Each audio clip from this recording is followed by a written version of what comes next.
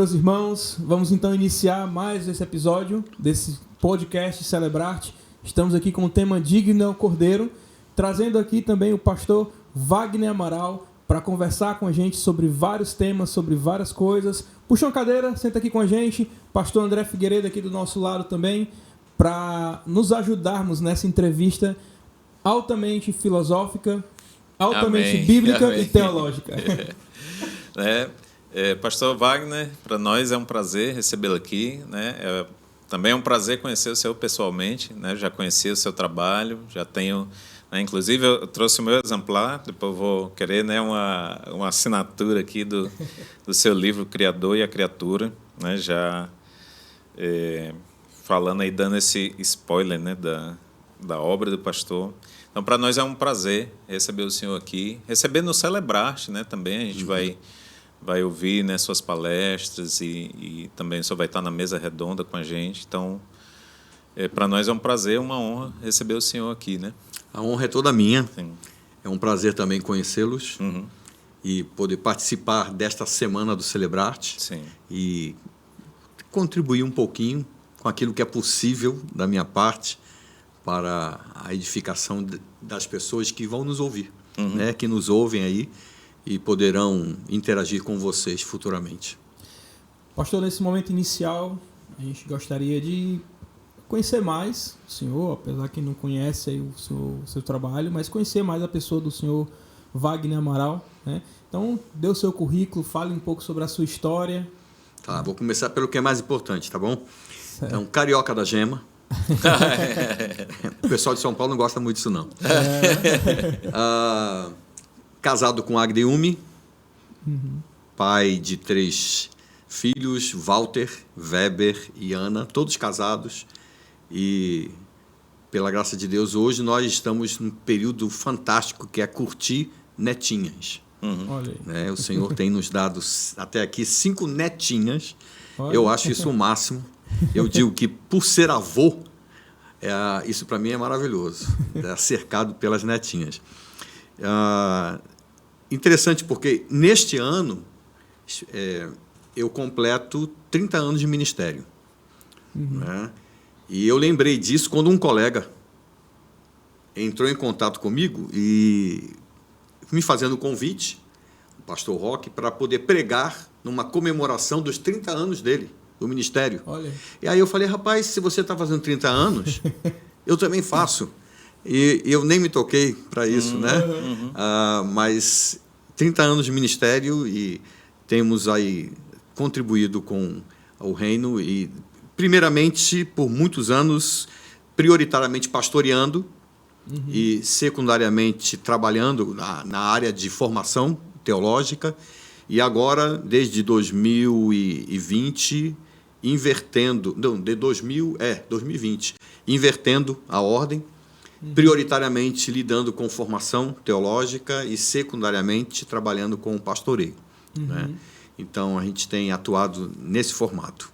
O senhor atualmente é diretor da Faculdade Logos? Isso, diretor da Faculdade Batista Logos, em São Paulo, que é mantida pelo Seminário Batista Regular de São Paulo, né? Que ano que vem completará 70 anos de existência. Eita. Né? Esse seminário que tem contribuído bastante com formação de pessoas e a faculdade ela existe há 3 anos como faculdade, né? Então nós estamos atuando assim nesse formato ali em São Paulo. Inclusive tem uma área lá que eu já andei, né, dando umas mexidas lá, uma área que muito me atrai, né, que é a parte, né, tem um mestrado em música. Não tem mestrado em música, tem um curso de bacharel em música. Sim, e tem pós-graduação. Pós-graduação, sim, isso sim. Que pode ser feito até de forma reconhecida, sim, né? Ou de maneira livre, tanto faz. Eu já andei lá, que você vai puxando e vai vendo os assuntos, cada um mais... Essa pós em música é muito interessante, muito legal. Pessoal envolvido, tudo nota 10 lá. Sim. É aquele ensino presencial, híbrido? Então, no caso das pós-graduações, todas elas são aulas ao vivo, só que no formato virtual. Entendi. Certo? No mestrado, isso já é mesclado, tá bom? E assim como também no bacharel e em demais cursos, né? Todos os cursos, até música, nós estávamos conversando sobre isso antes um pouquinho, até música hoje é possível fazer de maneira híbrida, quer dizer, presencial ou virtual. Muito bom. O senhor tem a formação na área da teologia e a formação filosófica também? Na área de teologia e ciências da religião. Ah, sim. Né? Com ênfase ainda na teologia. Sim. Então, eu tenho o bacharel em teologia, né? O pós-graduação na área de educação, o mestrado em teologia, doutorado em ciências da religião e batalhando aí num pós-doc em teologia. Certo. Eu faço essa pergunta assim, porque a gente vai ter a semana aqui, né, com o pastor Wagner, e a gente quer... Assim, eu digo no bom sentido, né, para os irmãos, eu digo, olha, se aproxima e suga, né, de cada professor, mas também não deixa o coitado, né, exausto, mas a gente já vai informando assim para os irmãos, para o pessoal ir fazendo as perguntas, né, ali nos bastidores e tudo. Misericórdia, né? Então... Misericórdia, né? A mesa redonda. Essa mesa redonda é o que eu estou mais aguardando aí. É mesmo? Vou colocar as perguntas lá, né? Não, Ainda bem que tem um monte de gente para participar, né? Amém. Tá bom, então tá bom. Não, tem irmãos assim, a gente vinha entrando aqui, né? E tinha irmão já posso fazer minhas perguntas, né? Calma aí, Pastor, escritor também, né? Escritor, a gente tem 2 livros aqui. Contribuindo nessa área, né? Na verdade, assim, por muito tempo a gente tem desenvolvido vários projetos, mas com dificuldade. No pastoreio é sempre difícil você concluir produções. Sim. E agora, invertendo essa ordem prioritária, tem se tornado um pouco mais fácil, né? Então, a gente... o primeiro livro foi o resultado da minha tese de doutorado, né? Que é esse livro que eu trouxe no formato digital, A Dinâmica do Espaço Devocional Sertanejo, né? Que é um livro diferente em que eu apresento o formato em que a contribuição da religiosidade na formação da identidade da pessoa devota, né? Como que isso contribui? E aí entra em várias áreas, como, por exemplo, na área da arte, né? Trabalhando a questão de uma veia poética e como que isso muda a pessoa, como que ela transcende ela da sua realidade. O segundo livro é um livro mais pastoral. Esse é um livro mais pastoral. O Criador e a Criatura. Ele não é um livro que foi escrito com um objetivo com a linha acadêmica, né? Mas mais pastoral mesmo. E o conteúdo, a tese dele, ela surgiu num preparo para um aconselhamento bíblico. Interessante.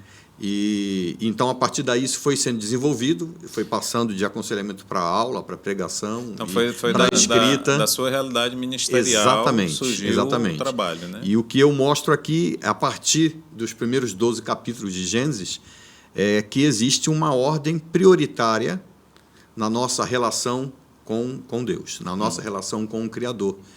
Apesar de a adoração e a realidade ser vista como um todo, né, de maneira integral, mas o Senhor estabelece uma ordem prioritária que nos orienta na relação com Ele, na nossa adoração com Ele. Isso. E no livro de Gênesis a gente vê muita parte da criação e vê muita arte envolvida ali no meio da criação. Sim. Então, o pastor André até comentou no podcast passado, falando também sobre isso, sobre o contemplar, né? Deus criou e viu que era muito bom. Né? Uma coisa interessante que a gente tinha conversado, né, sobre como Gênesis vai descrevendo a criação e vê a preocupação de Deus quando ele cria as árvores, e o texto, né, diz assim, né, Deus criou árvores boas à vista, né? E inclusive a tentação de Eva toca nesse assunto também, né? Porque quando Satanás conversa com ela, ele vai mudando a percepção dela né, dessa parte visual, e o texto diz que ela viu que a árvore era bonita, né? Mas assim, essas preocupações de Deus, inclusive deixar escrito para nós, né, que Ele cria árvores belas à vista, parece que fala um pouco também de arte e estética, né? O senhor, não sei se o senhor estudou isso, debateu isso, né, dentro do livro. Eu acho que o livro é mais sobre a questão da adoração, mas a gente sabe que o senhor tem mexido, né, assim, um pouco com essa parte de arte. A gente sabe do seu trabalho com a Águida, do livro, né? Eu não sei, qual a impressão quando o senhor vê esses textos? E aqui eu estou puxando um pouco, né, para o Celebrate, que a gente vai tratar desse assunto da arte, do que Deus, de como é o Senhor em relação à arte, né? Essa questão da estética, né? O senhor tem estudado sobre isso, tem debatido sobre isso, né? A gente sabe que o senhor tem pregações, né, sobre a temática, né? Eu entendo que a manifestação de arte nas Escrituras, ela começa pela primeira afirmação. No princípio, Deus criou. Sim. Ou criou Deus os céus e a terra. Então, nós temos, na verdade, mais do que qualquer outra coisa ali, um referencial. Né? E, nesse caso, um referencial absoluto. Porque, quando a gente fala de manifestação artística, a gente está falando, usa parte do próprio significado do que falamos. Manifestação. Então, toda manifestação artística, ela aponta para um referencial. Né? E se entendermos a realidade a partir do ato criativo de Deus, então nós temos um referencial perfeito do que é arte ou de criação. Né?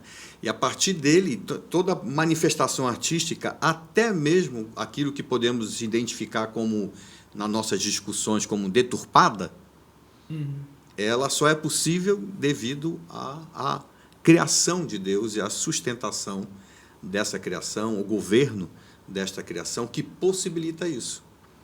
Né? E, assim, até como ele desenvolve a criatividade, a diversidade. Se tem um dos temas que está presente em toda a Escritura, é a unidade em meio à diversidade. Né? Isso é interessante, que sempre aponta para um centro unificador. Então, nós temos lá a pessoa de Deus. E isso, de acordo com o contexto, vai sendo trabalhado, ou vai sendo revelado de uma maneira cada vez mais aproximada até chegar à pessoa de Jesus Cristo. Né?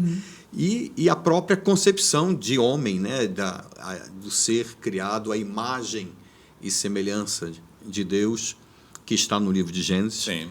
Que talvez mais do que qualquer outra coisa, a gente tem a ideia daquele que foi criado para gerir, que foi criado para servir de reflexo do Criador. Né?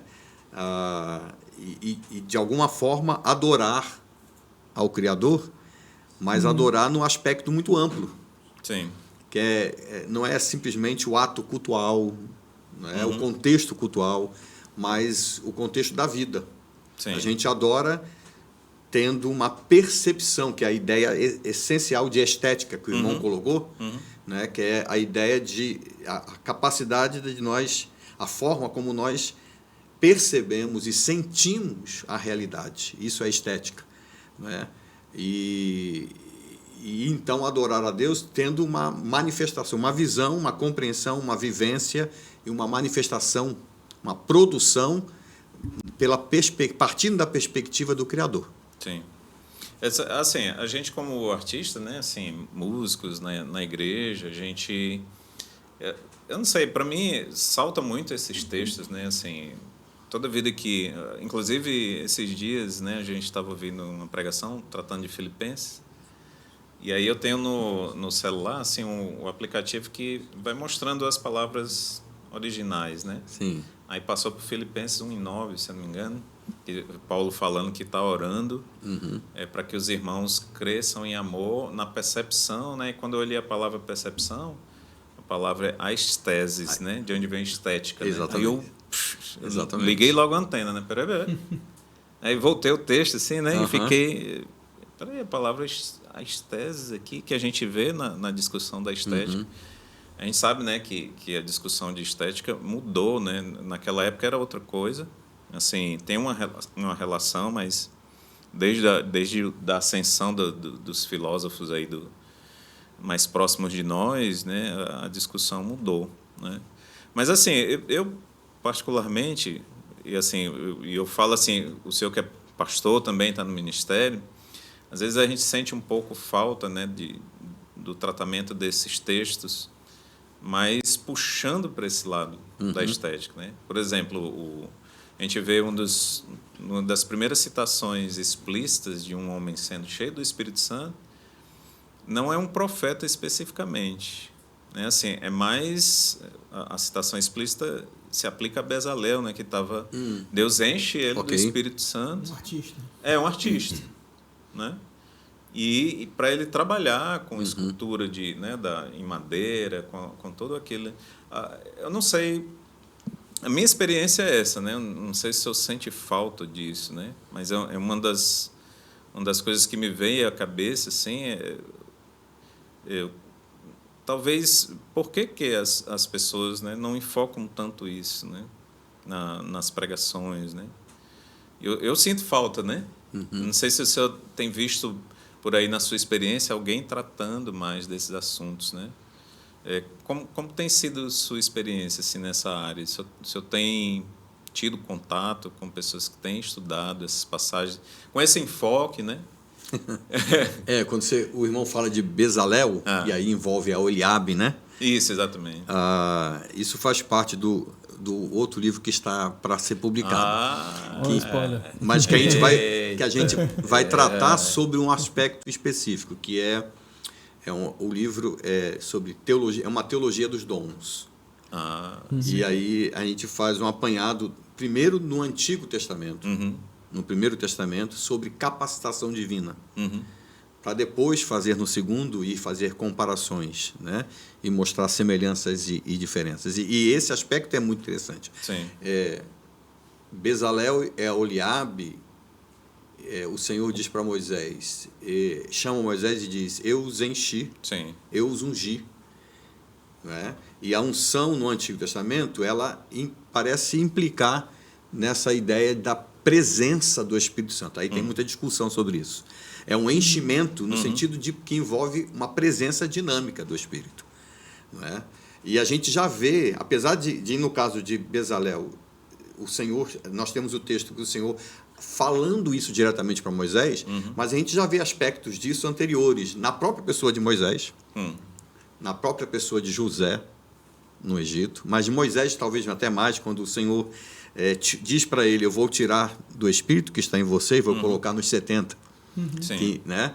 Então, você tem essa implicação de presença do Espírito Santo, habitação, de fato, do Espírito Santo no Antigo Testamento, de maneira dinâmica, mobilizando pessoas para determinado serviço, para determinadas produções. E aí você tem algumas dessas, né? E Bezalel e Eliabe é uma delas, né? É que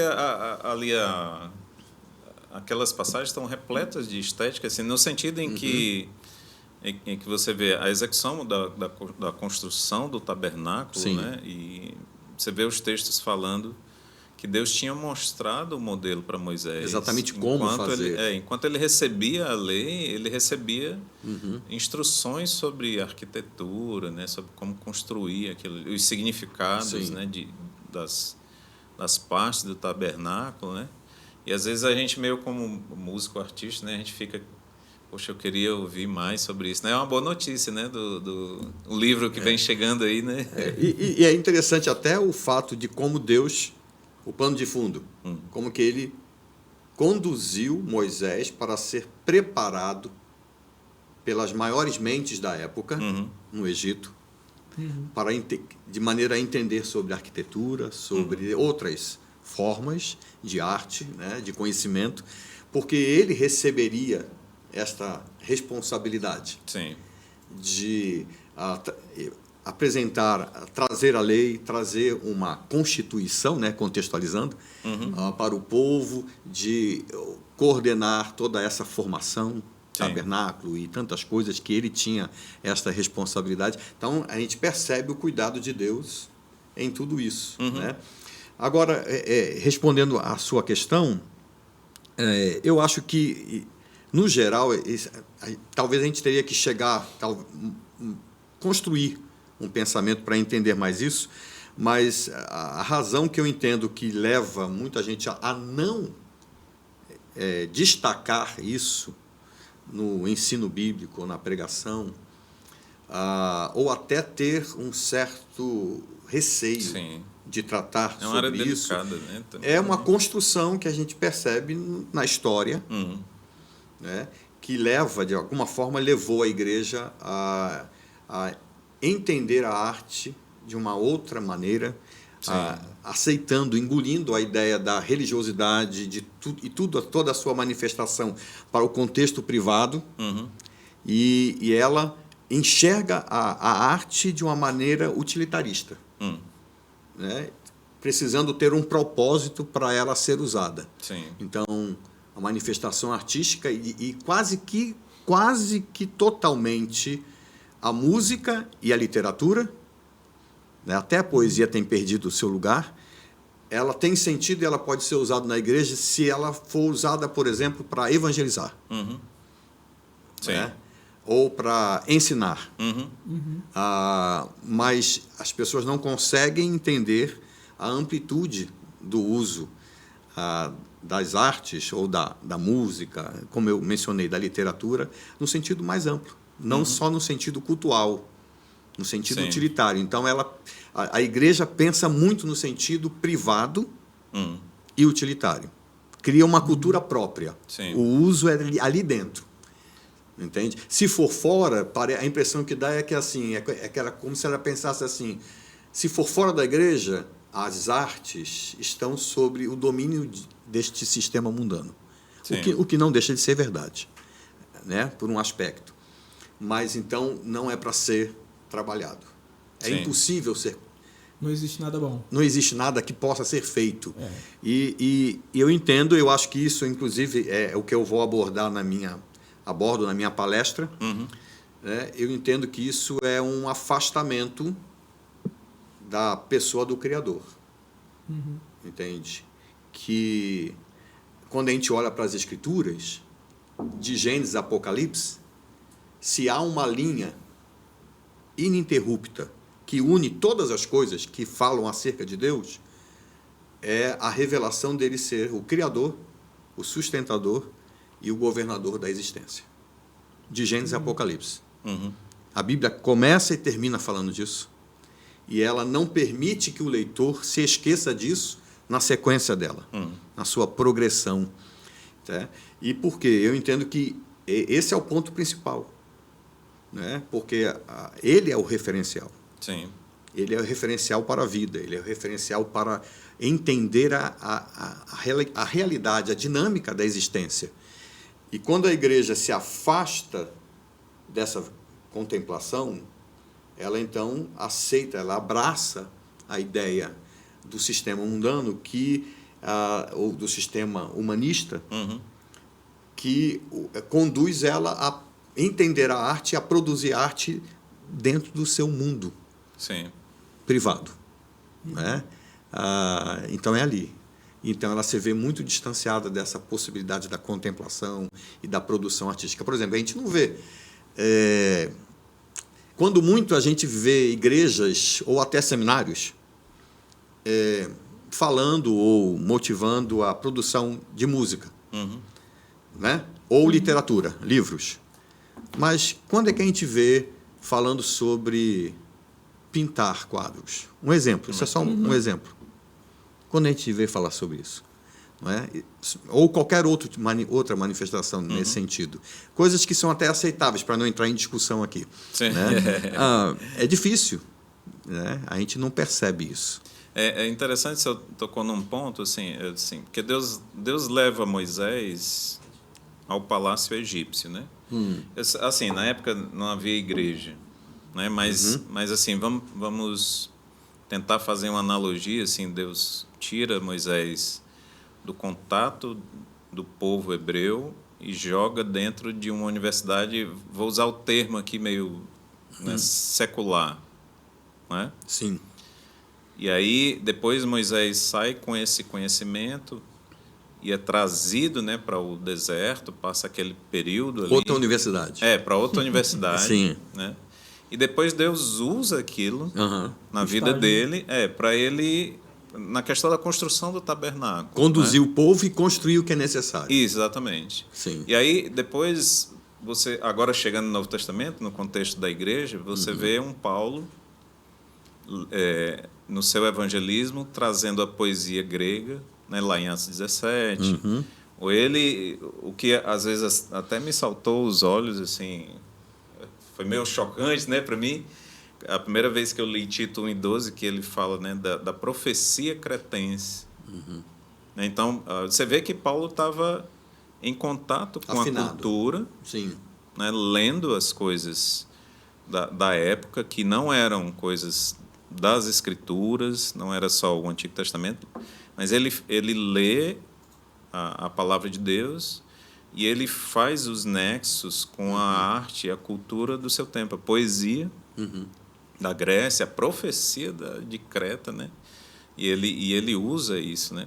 Mas eu noto que a gente tem essa resistência, assim, como o senhor falou, né, com a questão da arte fora da igreja, né? E quando o senhor falou agora sobre o livro, né, eu fiquei pensando logo na cabeça, assim, né? E talvez uma pergunta seria assim: vai ter uma parte falando sobre o desenvolvimento, né, da nossa percepção da arte nesse nível mais amplo, né, assim, como algo, como um dom de Deus, né, onde ela aparece, né, onde ela revela excelência, verdade, né, de que forma a gente pode cultivar mais isso, né, e sair dessa bolha, né, que a gente cria, né, a gente fica meio que assim recluso, né, assim, entre nós, criando essa arte, e às vezes não expande isso, não, mas assim, de que forma, né, o senhor poderia dar uma pincelada sobre isso, né? Como você pode trabalhar mais isso para você sair dessa... Não sei se a pergunta, né, é a pergunta... Como pode trabalhar, eu entendo que é preciso, literalmente, eu tenho desenvolvido isso cada vez mais, enfatizado, eu entendo que nós precisamos voltar a um olhar para as Escrituras, a partir das Escrituras, e de maneira específica a partir do Primeiro Testamento. Por quê? Porque a gente olha, o irmão falou sobre do Antigo e chegando ao Novo, do Primeiro chegando ao Segundo Testamento. E é interessante porque a gente vê já uma mudança, né, na cosmovisão. Você olha para o Antigo Testamento, você tem uma visão literal de transcendência e imanência. Certo? A visão, olha para os salmos, olha para até as narrativas, o entendimento das pessoas era da presença dinâmica de Deus na vida comum, na realidade. A música, por exemplo, né? Quando a gente faz um apanhado da música nas Escrituras, no Antigo Testamento a música fazia parte da vida comum, não só do contexto cultual. Inclusive com algumas influências assim, bem curiosas, né? Como aquela de Davi tocando para... mas pra eu estou Saul, até né? pensando também, mas eu estou até pensando assim, em questões do dia a dia mesmo, que envolvia festas, comemorações, Sim. né? Chegando até ao detalhe de o encontrar um poço, e tudo isso era manifestado através da música, né? Então, mas tudo isso olhava a partir da perspectiva do Criador. Então, a gente percebe isso no Antigo Testamento. Então, Deus fazia parte dessa realidade. E quando a gente fala de transcendência, a gente está falando, na verdade, da percepção de Deus como Criador na imanência, naquilo que foi criado. Não é Deus meter o dedo e fazer algo sobrenatural. Como ele fez até. Sim. Ok? Nós temos várias nas manifestações. coisas do cotidiano, Não, é né? no cotidiano. Sim. É enxergar o cotidiano pela perspectiva de que aquele cotidiano existe, e olhe como que é interessante, olhe a criatividade, olhe como é belo, e contemplar não aquilo, mas o que está por trás daquilo, Sim. que é o Criador. Quando você chega no contexto do Novo Testamento, e caminhando para a história da igreja, você já vê, como o irmão disse, uma influência grega, que já muda. Uhum. Aliás, o irmão escreveu um trabalho muito interessante, que eu li há muito tempo, onde apresenta a influência platônica. Sim, sim. Entre os dois andares. Eu lembro. Né? E como que isso é aplicado a todos os contextos. Né? Eu fui, inclusive, convidado há alguns anos atrás para um debate aqui no Ceará sobre, numa reunião de igrejas, de associação de igrejas, e para debater sobre o uso de instrumentos de percussão. Sim. E a primeira afirmação que eu fiz quando eu comecei a minha palavra foi: eu entendo que nós não temos um problema na música. Eu entendo que nós temos um problema filosófico. Sim. Que se aplica a todas as áreas. E, inclusive, talvez é mais visível na música. Por ser a parte mais dinâmica, mais audível, mais perceptível. E ela acaba ganhando essa culpa. Né? É o bode expiatório, né? E aí a gente... Que é essa questão da divisão. Sim. De dividir a transcendência e a imanência. Né? A influência platônica. Né? O ideal, a sombra, né? O que seria um reflexo do ideal. E aí isso vai afetando todas as áreas, não só a música, né? Todas as áreas. Mas a gente já percebe essa influência, inclusive dentro da igreja. Sim. E talvez é exatamente isso. Aí, assim, da transcendência e imanência unida do Antigo Testamento, nós chegamos a 2 andares: transcendência e imanência. Dividido. Aí você chega na modernidade, aí você tem imanência. E você não tem mais transcendência. Deus sai da história. Ele é tirado, né? do contexto. E homem, hoje, né? No que nós chamamos de pós-modernidade, ou talvez alguns chamam de modernidade tardia, você continua com a imanência. Só que você tem um agregado, que é a imanência e uma visão mística. Só que é uma visão mística impessoal. Não é o Criador, aquele que é um referencial absoluto, que dá sentido para as coisas.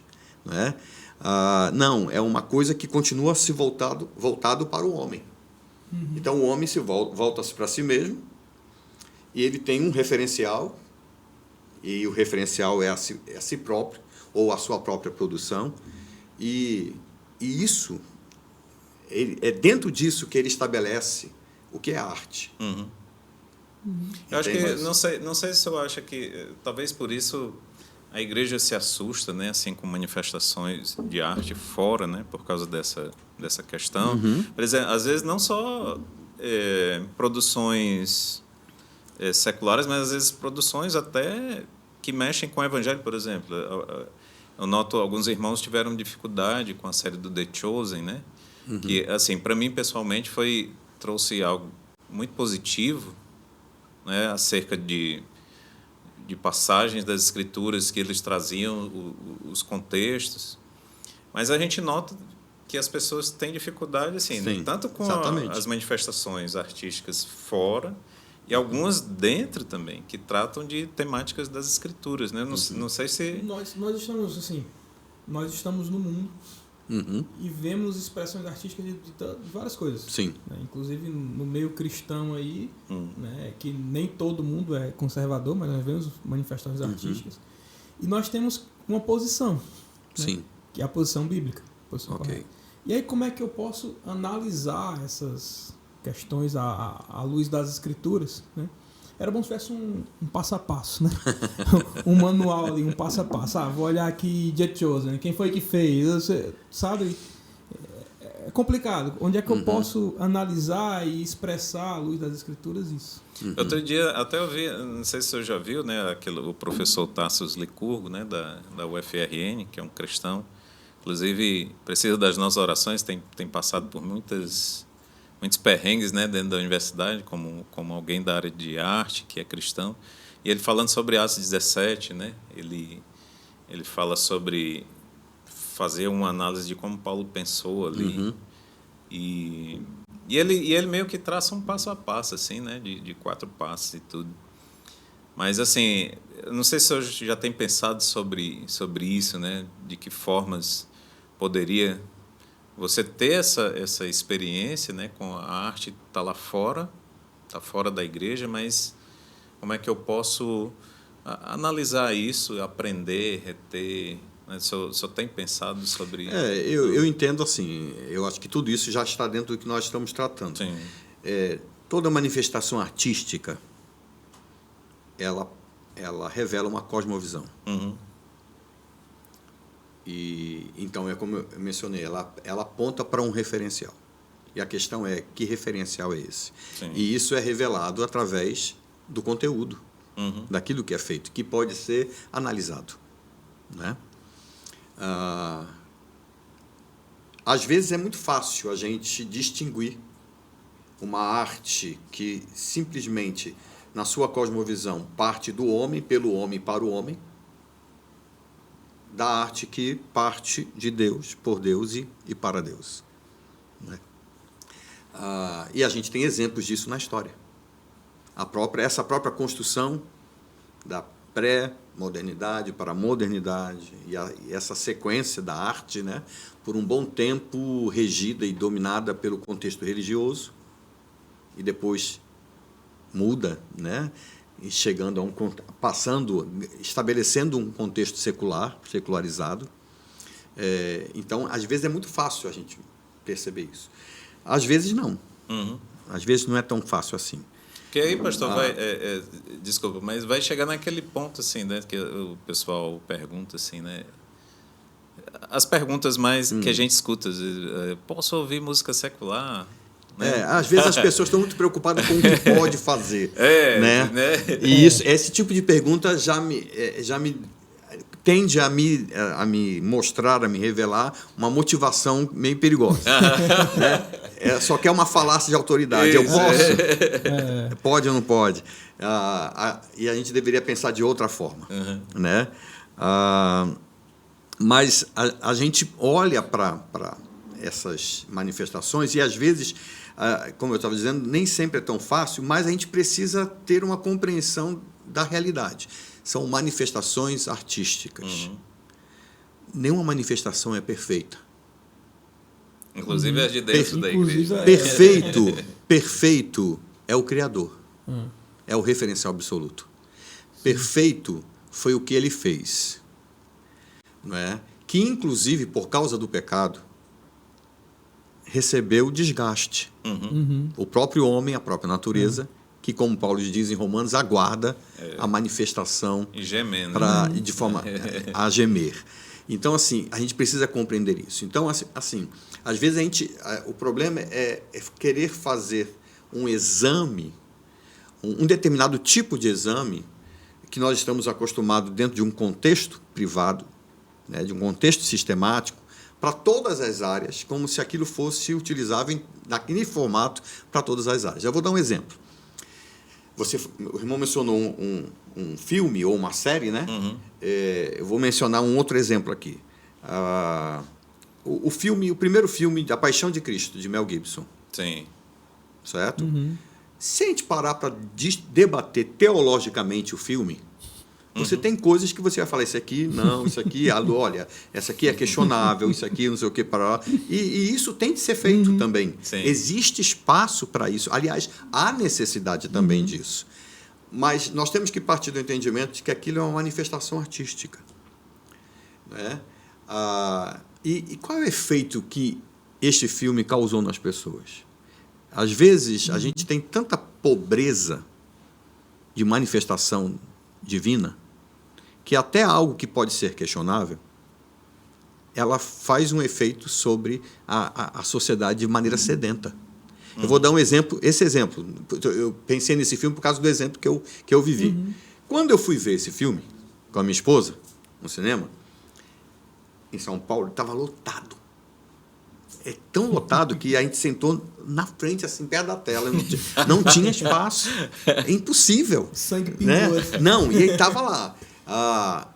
O filme foi tão impactante naquele pessoal que estava lá, que eu nunca vi isso acontecer. Quando acabou o filme, ficou mais ou menos uns 4 minutos, 3 a 5 minutos, eu não contei. Sim. Mas a impressão que eu tive de uns 3 minutos, 5 minutos assim, todo mundo em silêncio. E ninguém levantou do seu lugar. E depois que levantaram, começaram a sair em absoluto silêncio. Isso não acontece em cinema. Percebe? Eu não estou questionando que era perfeita a mensagem. Não era perfeita a mensagem. Era uma manifestação artística. Ok? Mas que, de alguma forma, levou aquelas pessoas a pensar em um referencial. E a questão talvez seria, mesmo inconscientemente, deveria ser ele o meu referencial absoluto? Talvez isso na cabeça de muita gente. Não exatamente dessa forma. Né? Nem todo mundo pensou dessa maneira. Assim, eu não imagino que isso aconteceu, mas de alguma forma, isso, a impressão que se teve é que isso estava na mente das pessoas. Né? Então, eu acho que a gente precisa, nos nossos centros de formação, discutir sobre isso. Ajudar as pessoas a entender o que é arte. Né? O que é manifestação artística.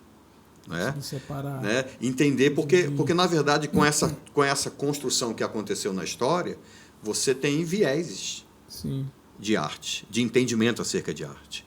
Né? Então, hoje se pensa muito na arte pela arte. Ok? É uma coisa que eu discordo. Eu entendo que toda manifestação artística apresenta uma cosmovisão. E aí eu vou concordar com muitos autores, né? Francis Schaeffer, Rockmacher e assim por diante, né? Que vão pensar também dessa maneira. Né? Então, a gente precisa ajudar as pessoas a entender isso. E, principalmente, compreender, e aí eu volto para mim, mais do que qualquer autor, mais do que qualquer livro, voltar para as Escrituras e entender as Escrituras pelas Escrituras.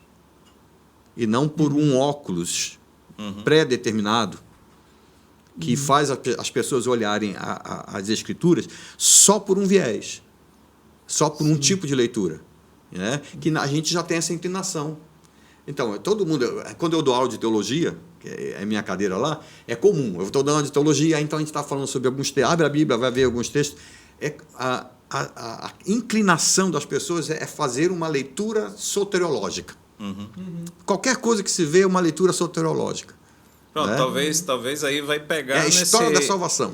Naquela pergunta que eu fiz para o senhor, né? Por que não se fala sobre a questão de arte, né? Talvez Exatamente. A resposta esteja aí, né? Por uma leitura assim, então a pessoa pensa, ela reduz a realidade, no geral, né? A gente está fazendo uma redução aqui, na verdade. Ela reduz a realidade a um aspecto da vida da igreja. A um aspecto da vida daquele que é do Senhor. Então, vamos pegar um exemplo. O aspecto missionário. O aspecto evangelístico. Ok? E aí, o problema não é ter o aspecto evangelístico, porque isso faz parte da essência. O problema é entender a ação evangelística como só um formato. Quando você abre a Bíblia e prega, ou dá um folheto, ou faz só um formato. E você tem formas disso acontecer. Você tem maneiras de pessoas serem abordadas e serem conduzidas, pelo menos até um certo ponto, à contemplação, a uma reflexão em outros formatos, incluindo a questão da arte. Interessante, o senhor tocou nesse ponto, né, da soteriologia, até porque o aspecto soteriológico nas Escrituras ele vem mesclado com a estética, né? A própria imagem, né, da cruz, do sangue que escorre de Jesus. Do cordeiro, né? Do cordeiro, outras manifestações mais diretas, como Ezequiel, né, que é chamado por Deus para fazer um teatro lá, ele raspa o cabelo, ele corta o cabelo, ele rasga uma parte, ele é convidado a... Deus manda ele, né, cozinhar alimentos sobre esterco, né? Então tem muito teatro ali. Mas o senhor tocou num ponto, assim, a pobreza das manifestações artísticas ligadas ao divino, né? Assim, são tantas que quando aparece um filme como o do Mel Gibson, as pessoas são profundamente impactadas, né? Eu assisti 7 vezes o filme. Mas assim, já tinha saído do cinema, né? Assisti e eu confesso assim que teve um impacto muito grande na minha vida, sabe? Assim, ver a cena da crucificação daquela forma realmente me sensibilizou mais, né? Mas assim, Você chegar mais perto, me perdoe. Sim. Você chegar mais perto ou ser conduzido Sim. a uma percepção mais aproximada. E essa é a ideia essencial de estética, Sim. né, da palavra no grego. Então, quer dizer, é a capacidade as formas de você sentir, perceber pelos sentidos, né, obviamente, a realidade. Então, quando você lê Cristo foi crucificado, né, você tem as Escrituras para isso. Ela é o nosso referencial para isso. Nós medimos as coisas por ela, pela revelação de Deus, né? E quando você, por uma música que trata sobre isso, né, ou por um filme, Sim. ou por uma ação teatral, seja como for, uma poesia, que ela consegue aproximar a gente dessa revelação na questão do sentido. Da gente, é a forma de sentir. Isso é estética. O problema é que as pessoas usam muito o termo estética com o resultado. Sim. Quer dizer, a partir do momento que eu sinto, como que eu manifesto isso? Então, o pessoal, quando fala de estética, usa muito nessa manifestação final, que é a expressão, né? É a expressão do sentido. Então, se é clean, se não é clean, se é isso, se é esse formato. Não, isso é o resultado, isso é a consequência do sentimento, da percepção da realidade. Então, é por isso que, e nesse sentido, a arte tem um papel incrível. Né? A música, talvez mais do que todas as outras, é espetacular, né? Mas o senhor falou assim, de um tema, né, que é essa questão da pobreza das manifestações. A igreja foi conhecida durante muito tempo por produzir grandes artistas. Pela riqueza. Né? As catedrais eram construídas, né, para trazer uma simbologia.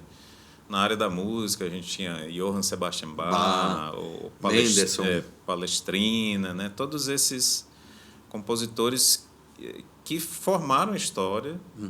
Eu vou pegar aqui, a Igreja Católica teve o seu papel no canto gregoriano, Sim. mas dentro da Reforma Protestante a gente teve Lutero, que trouxe a questão de traduzir para a língua do povo, né, e para chamar compositores, para trazer a teologia, né? A gente nota que ao longo do tempo, né, hoje, por exemplo, né, eu vejo uma igreja mais fechada, bebendo da cultura que está sendo produzida lá fora e não produzindo essa cultura como aconteceu na época de Lutero, né? Eu não sei, no meio desse caminho, né, o que o senhor acha que aconteceu, né, com a igreja, né, que agora ela ouve, absorve e reproduz? Eu vou dar um exemplo assim, né, se surge o sertanejo universitário lá fora, né, de repente surge o sertanejo cristão universitário, né? Aí surge o hip hop lá fora, né? E de repente surge o hip hop cristão, né? A gente deixou de influenciar e está sendo influenciado. Quer dizer, qual é o né? referencial? Né? É a questão do referencial. Parece que houve assim uma troca, né? Houve, na verdade, uma progressão. Não é? Veja bem, a gente tem um tripé nas Escrituras, isso é muito claro, né? Criação, queda, restauração. Né? E quando a gente olha isso na progressão das Escrituras, a gente percebe isso de Gênesis e Apocalipse. Aliás, Apocalipse em muito é a consumação. do que Gênesis começa apresentando. E é quase um retorno, né, para essa realidade. Então, ao mesmo tempo, no meio disso, a gente tem essa compreensão de que, assim como Deus estabeleceu um projeto antes da criação do mundo e está desenvolvendo esse projeto, há um sistema mundano, intencional, que é coordenado, que é supervisionado e que estabelece um ambiente propício, perfeito, para que a natureza humana mantenha o ser humano debaixo de uma visão unificada. Paulo desenvolve muito isso em Efésios capítulo 2, por exemplo, né? Capítulo 1 e capítulo 2.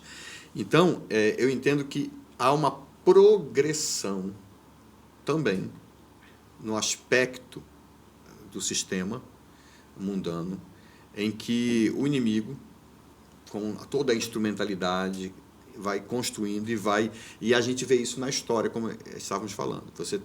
Veja que as referências da igreja ou do religioso produzindo arte, né, você tem anterior ao contexto humanista. Né? A partir daquele contexto, você tem uma mudança de perspectiva, uma mudança de cosmovisão. Então, Deus é descentralizado e o homem é colocado como centro. Então, eu diria que, assim, em termos de cosmovisão, é a amplitude do que Paulo escreveu em Romanos capítulo 1, verso 18 até o final.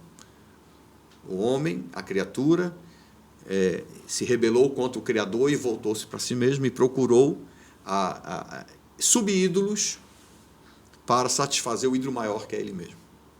Essa é a essência. Então, o foco voltou-se para o homem, ou melhor, para a criação. Só que a criação sem um referencial absoluto, pessoal, sem o Criador. Né? É a criação pela perspectiva humana.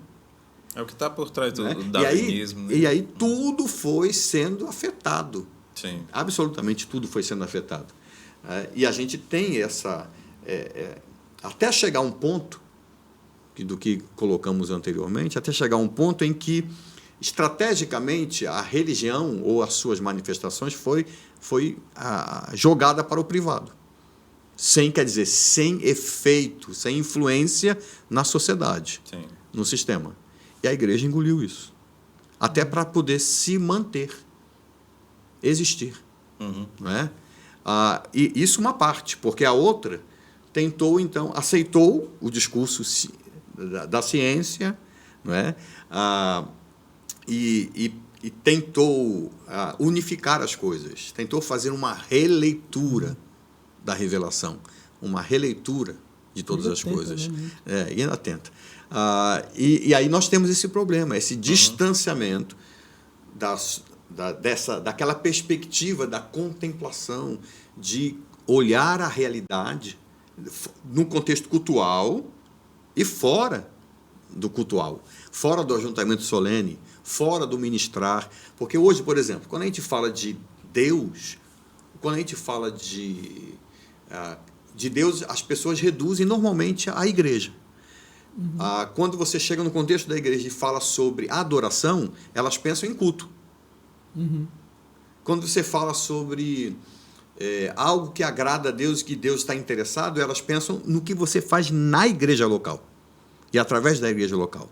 Então, elas fazem uma dicotomia entre o que se faz no contexto religioso, no contexto privado nosso, que vivemos num país que tem essa separação, e fora disso é uma outra realidade. É como se Deus não estivesse lá. A única coisa que a gente não precisa fazer lá, não pode fazer lá, é de uma maneira tão clara, descarada, agravante, desobedecer uma lei do Senhor, de maneira que Ele não nos abençoe. Okay? Se eu vou na igreja, se eu participo dos rituais, se eu contribuo com os dízimos e ofertas, se eu, inclusive, estou envolvido no ministério, eu já alegrei a Deus. Pronto, eu já fiz a minha parte. Ganhei crédito. Entende? É isso que Deus quer. Por quê? Porque é isso que Deus quer. Essa é a visão das pessoas. Ela foi reduzida ao contexto privado da própria igreja. Então, a igreja, ela voltou-se para dentro, ela se envolveu no seu mundinho. Por isso ela não consegue transcender. Por isso que ela não consegue. Agora, isso é o que diz respeito a ela. Talvez Agora, tem um outro lado, que é o que diz respeito à realidade do mundo em que a arte ela ganhou outra perspectiva. Ela, quer dizer, desde a modernidade, ou a partir da modernidade, e hoje, muitos acreditavam, né? Nietzsche, por exemplo, acreditava que a arte, especialmente a música e a poesia, ela tomaria o lugar da religião. Sim. Certo? Então, você não precisa da religião. Para falar de sentimentos, etc., você tem determinada arte. Mas só que essa arte, ela partiria do homem. Qual é a poesia ateia que nós temos? Você até tem. Mas qual é o sentido? Transcende? Você não transcende. Né? Eu gosto muito de Georges Stein, já falecido, um crítico literário francês. Ele escreveu Gramáticas da Criação. E ele fala da dinâmica da criação a criação e a invenção. E no entendimento dele, e isso foi muito desenvolvido, na poesia, por exemplo, o homem não cria. Eu gosto disso. O homem não cria. Quem cria é Deus.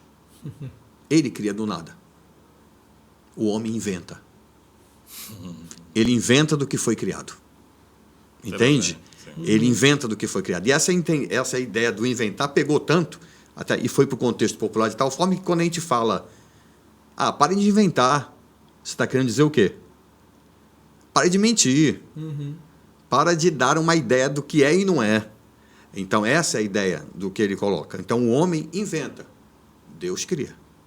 Certo? São questões diferentes. Quer dizer, qual é o referencial para o homem? O referencial para o homem deveria ser o Criador.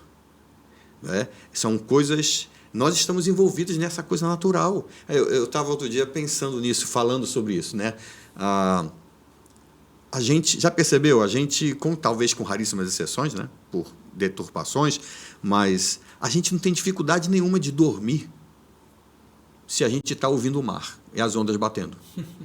Vocês aqui têm a praia, né?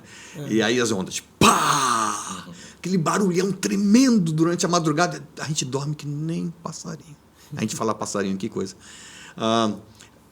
Ou então, eu já dormi, não sei se tiveram essa experiência, do lado de uma cachoeira muito forte. Água o tempo todo. A gente não atrapalha em nada a gente dormir. Mas quem consegue dormir com uma torneira pingando? Percebe?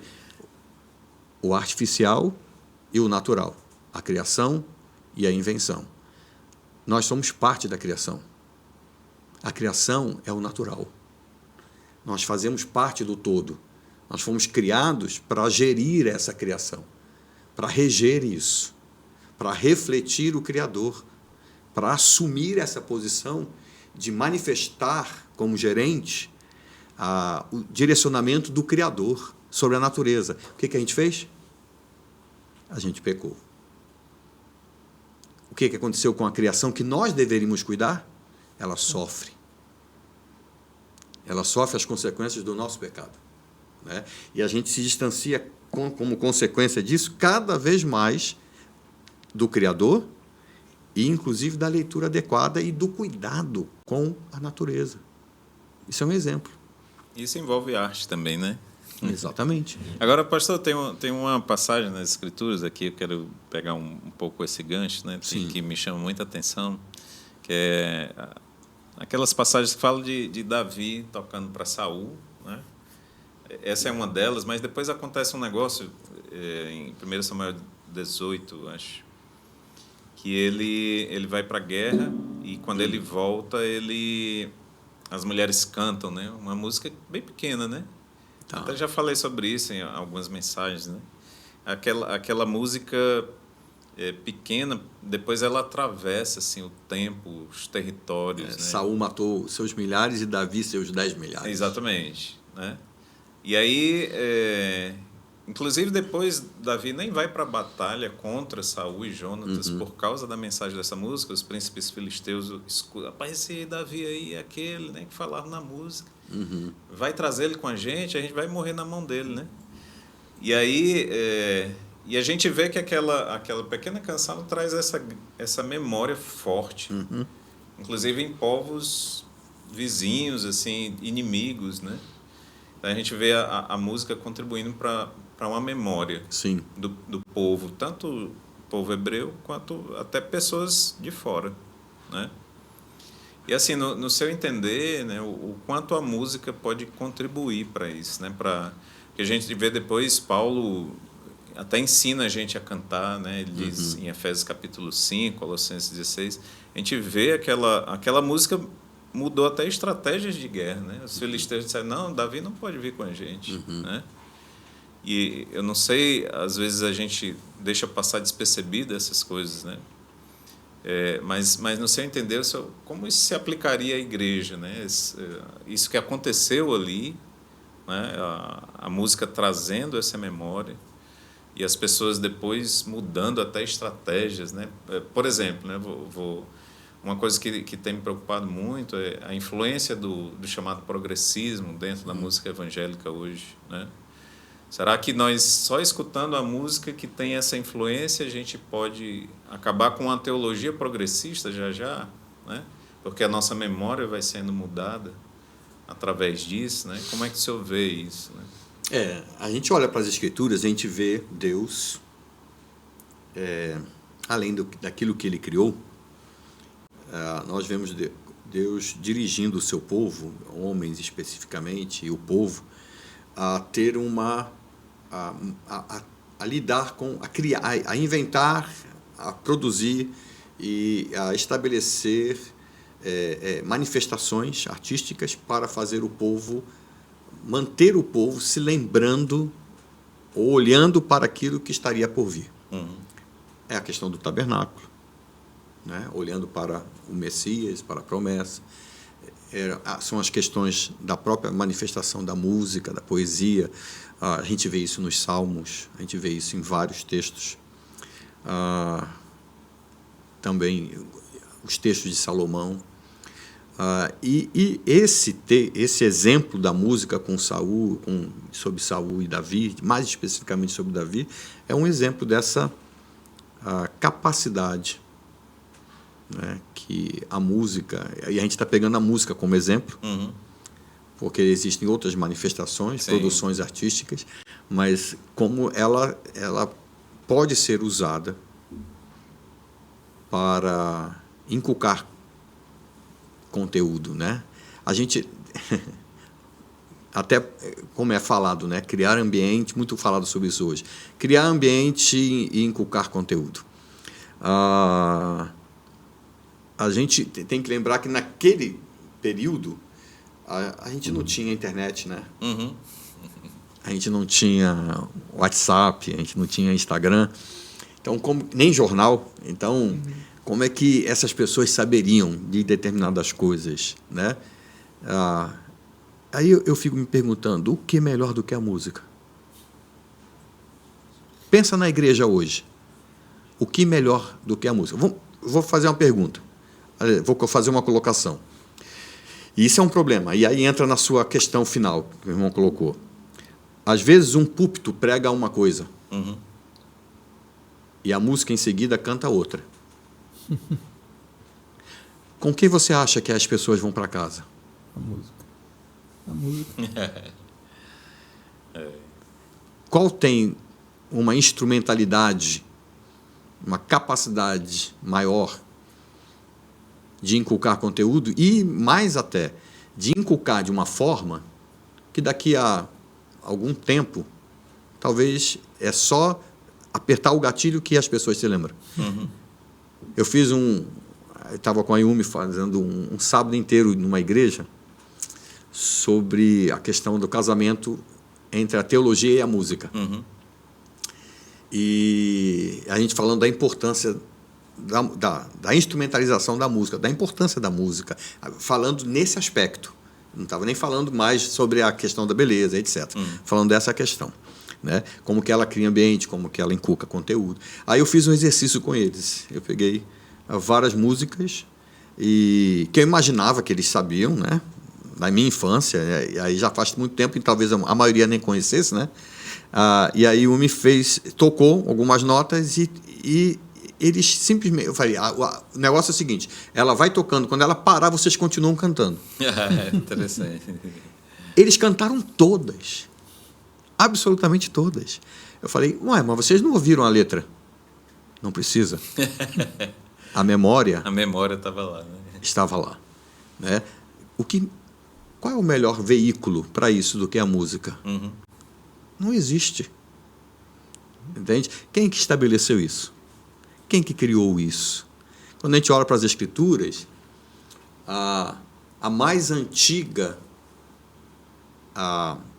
manifestação de música, de musicalidade, não foi a primeira que foi registrada, mas a mais antiga, é a informação de que enquanto Deus criava, os anjos cantavam. Uhum. Parece lá em Jó, né? Quem que criou a música? Uhum. Não é? Se Deus estava criando e a música já existia. As estrelas, né? Não é? Então, assim, ela tem essa capacidade tremenda. Então, claro, ela pode... É óbvio, o que assusta algumas pessoas é que essa capacidade ela pode ser contemplada e usada para o bem e para o mal. Aliás, e é tremendamente usada para isso. Né? Mas talvez a grande dificuldade é que, às vezes, a igreja, no seu velho e atual mundinho privado, ela se preocupa demasiadamente em não parecer com, ao invés de ser. Entende? Entendo. Ao invés de ser e de fazer aquilo que está de acordo com o que o Senhor revela, ela vê uma manifestação, não posso parecer com isso. Porque se eu fizer isso, eu fico parecendo com... Então, ela vai, estrategicamente, cada vez mais sendo conduzida para um mundo cada vez mais privado. É interessante, sem porque influência. a gente não vê isso no povo hebreu, né? Por exemplo, em Salmo 150, parece que eles usavam alguns instrumentos que eles tinham trazido do Egito, né? E alguns desses, como os símbolos, né, que aparecem lá, né? Parece que os hebreus, até hoje, o judeu, ele usa instrumentos, por exemplo, da Pérsia, que é até um povo inimigo, né? Mas eles usam instrumentos persas, usam essas culturas, instrumentos de outras culturas, como entendendo assim, isso vem de Deus, né? Essa inteligência, né? Essa capacidade de construir, né? Sim, sim. Né? Eu acho interessante essa coisa que as Escrituras mostram ali, né? Nos Salmos. Essa ideia mesmo de Davi tocar para Saul, para ele se achar melhor, Sim. ela vem de um dos servos de Saul, que era provavelmente de outras culturas, né? Não era especificamente um hebreu, né? Mas vinha porque às vezes os reis tinham pessoas que vinham, né, de outros locais, né? Mas aí, e agora eu quero puxar um pouco, né, para essa questão. A gente compõe música, e inclusive agora eu estou me lembrando de uma passagem de um livro, né, que eu li há algum tempo, do Schaeffer, né, do Francis Schaeffer, aquele Deus que intervém. Sim. E aí ele cita um crítico lá, né, num artigo de um crítico, e ele diz assim, esse cara tinha razão no que ele escreveu aqui, né? E o que o crítico disse, né? Ele disse, olha, os teólogos sempre tiveram os artistas, né, para produzir arte, e essa arte eles estavam construindo uma ponte, né, entre a teologia e o povo. Né, porque existe meio que um abismo, às vezes os assuntos teológicos são difíceis de compreender, e a arte ajuda a construir uma ponte para ligar a teologia para o povo. Um exemplo desse é a música, né? Às vezes a teologia é pesada de entender. Lutero fez isso bem, né? Sim. Então, assim, e assim, o senhor tem trabalhado como diretor, né, do seminário.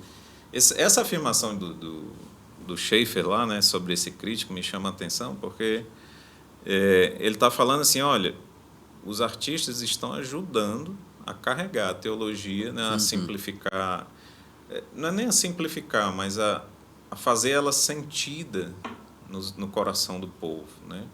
Eles trazem aquilo, traduz aquelas verdades teológicas e constrói essa ponte, né?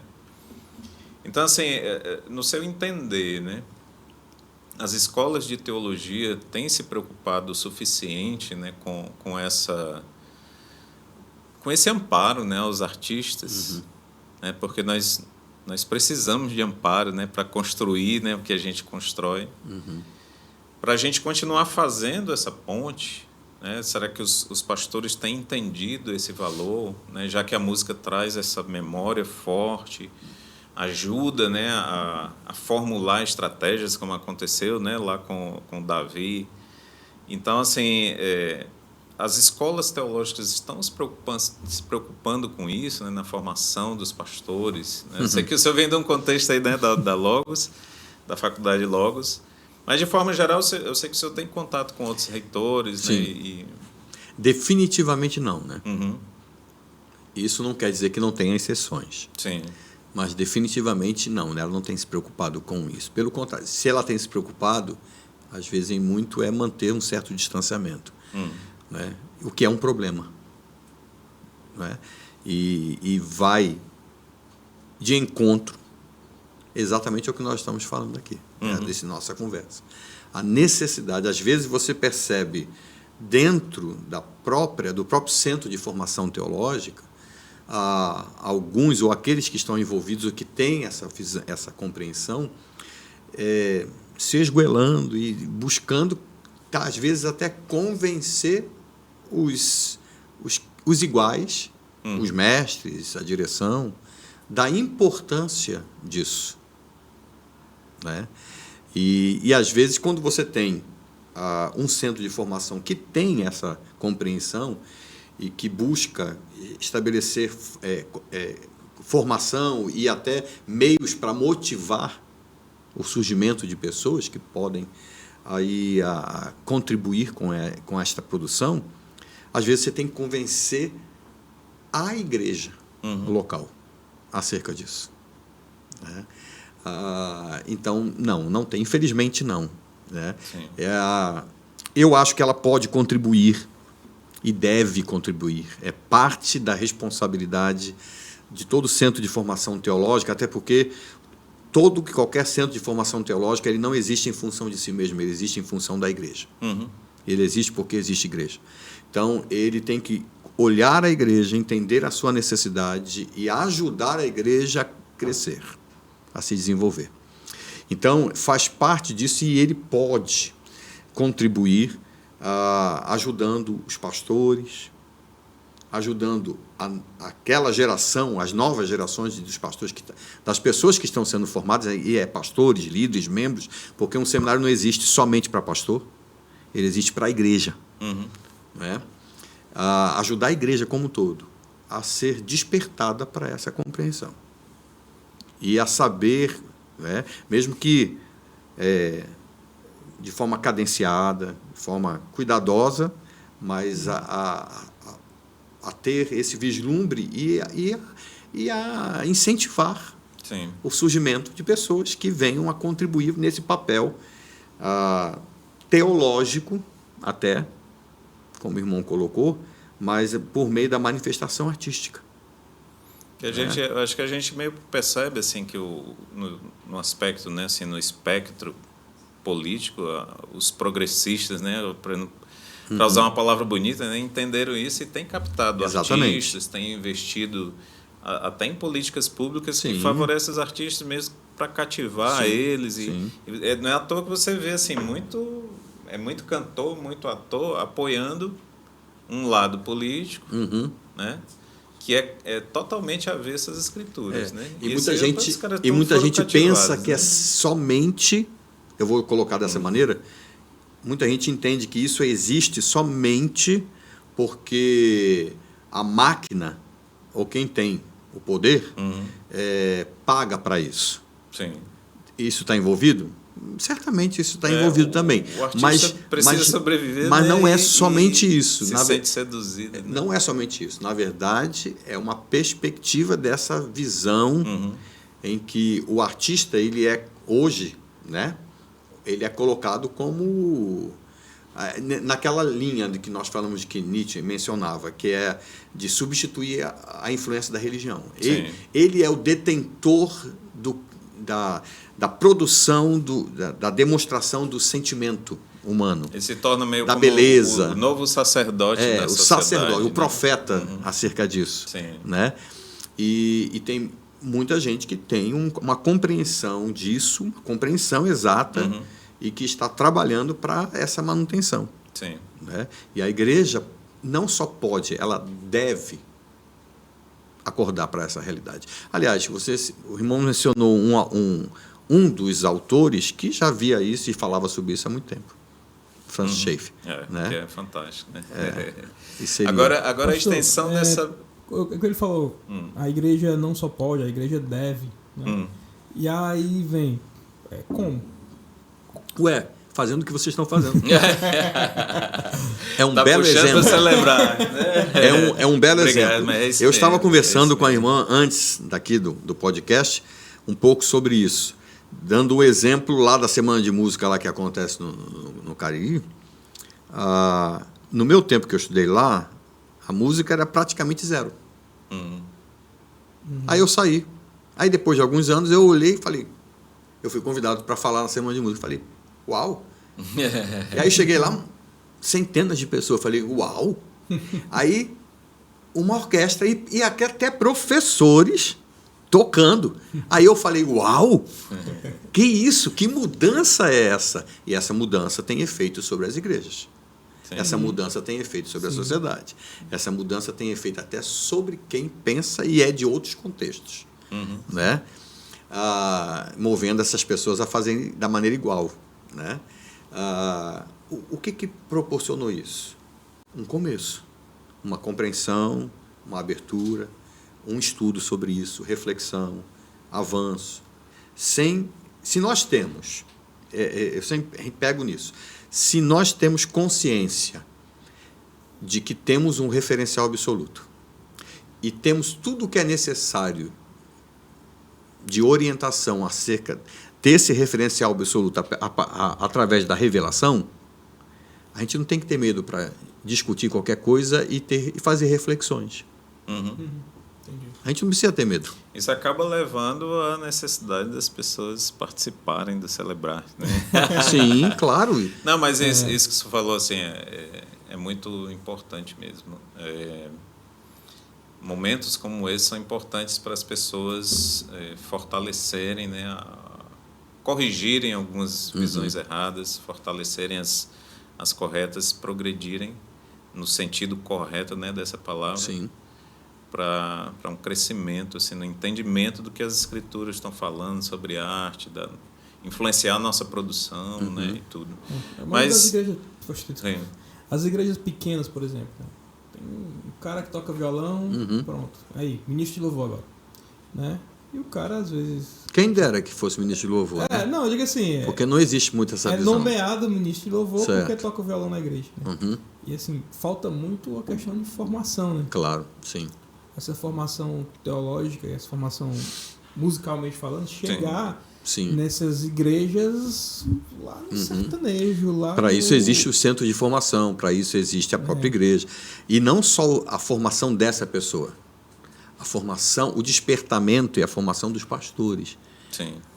Porque no casamento entre teologia e música, às vezes, o maior responsável por essa dificuldade e distanciamento é o pastor. Porque ele pensa, muitos pensam assim, eu não entendo nada de música. Então ele põe a pessoa de música lá e ele fica distanciado, como se ele não tivesse papel. O pastor, ele não precisa entender de música, apesar de que nada impede dele crescer o conhecimento, e até deveria crescer o conhecimento nesse sentido. Não necessariamente se tornar um músico, né? No sentido específico, como alguns entendem. Mas nada impede dele aprender, dele ler, dele crescer. Muito bem. Ele pode não ser um músico, mas ele é a pessoa, talvez, que melhor represente a responsabilidade de saber na igreja o que é louvar. Sim. Quem é o nosso referencial absoluto? Né? Então, ele tem que ensinar isso. Então, ele tem um papel, o ministério pastoral na igreja, ele tem um papel, uma responsabilidade de discipular as pessoas que estão envolvidas na música, envolvido nas artes, até para que faça essa ponte. Ele tem esse papel. Não adianta ficar à distância e depois prega uma coisa e canta errado, aí peroba neles. Entende? Não adianta. É responsabilidade dele. E muitos pastores não entendem isso. Né? Eles mantêm um certo distanciamento. Até porque, às vezes, por incrível que pareça, da mesma forma que nós estamos falando, que a igreja, generalizando, olha a manifestação artística como uma coisa externa e perigosa, às vezes, dentro da própria igreja, o pastor olha a música dessa forma.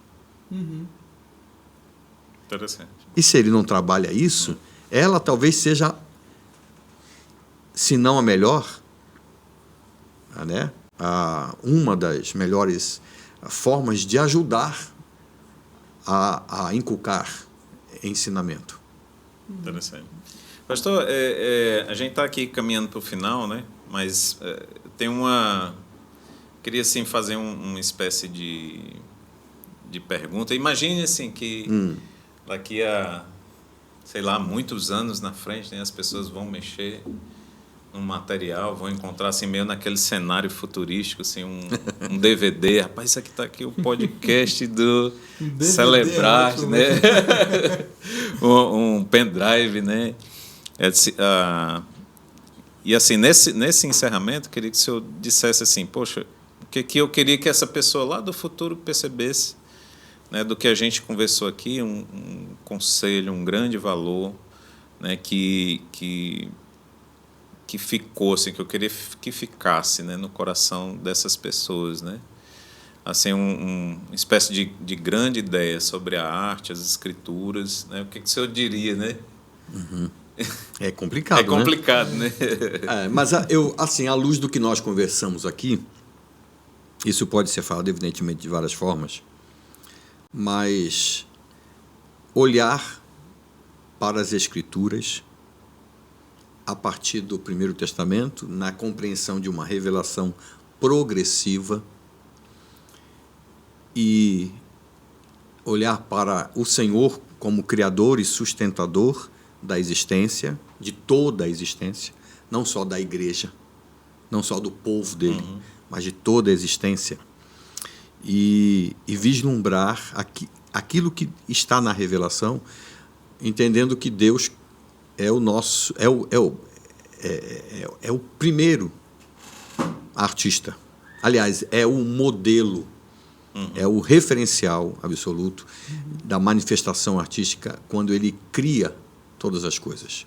Quando ele proporciona compreensão, proporciona a capacidade ao homem de inventar, não é?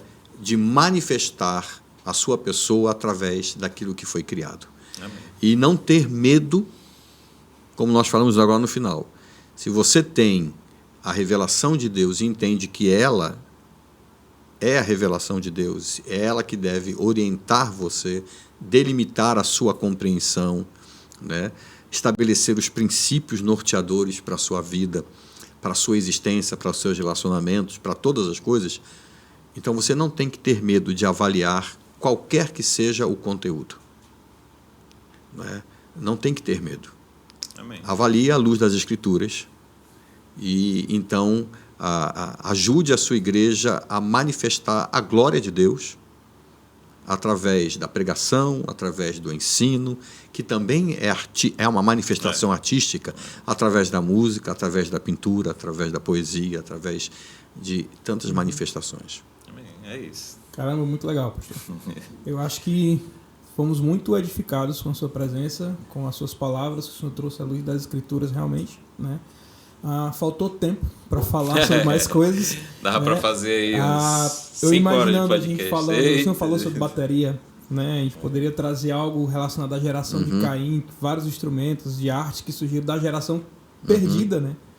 E muitas coisas poderíamos ainda acrescentar, poderíamos ainda falar, Mas nós sabemos que nós teremos uma semana ainda pela frente. Vai ter Sim. mesa Né? redonda, Vai ter mesa redonda, vai ter muita coisa ainda pra gente O pessoal conversar. está falando tanto dessa mesa redonda que eu acho que eu vou ficar doente. Vou gripar, né? Mas vai ser um momento muito bom para a igreja, de crescimento, para esses debates que o senhor trouxe aqui, para a gente poder digerir um pouco o que foi falado nesse podcast, até mesmo para quando chegar na mesa redonda a gente ter uma noção muito boa do que esperar e do que poder contribuir também, né? Agradeço realmente a presença do senhor aqui. Eu que agradeço. Né? Pastor André, tem alguma consideração final? Também? Não, só também agradecer, né? E dizer que a gente está nessa expectativa, né? De poder ouvir as palestras, entrar nos debates, e a gente está orando para que Deus use Amém. tudo isso para a sua glória. Amém. Né? Muito obrigado. Amém. Então, muito obrigado a você que assistiu esse podcast até o momento. Convidamos mais uma vez para você fazer parte do Celebrarte, para você vir assistir as palestras. Essa mesa redonda vai ser aberto para todo mundo, não somente para quem se inscreveu, para quem fez lá a inscrição, mas para todo mundo vai ser aberto esses momentos. Inclusive os pastores. Você pode, né? inclusive os pastores das igrejas, de congregações, podem vir, podem chegar, para que a gente possa também sermos edificados mutuamente. Né? Muito obrigado por você, pela presença. Obrigado aí, Rodrigo. Obrigado, Matheus. Obrigado, Pastor Rodolfo. Obrigado, Vinícius. Obrigado, Luciana. Obrigado, Antônio Cláudio. Que Deus possa abençoar a vida de cada um, inclusive a vida do Senhor, Pai. Amém.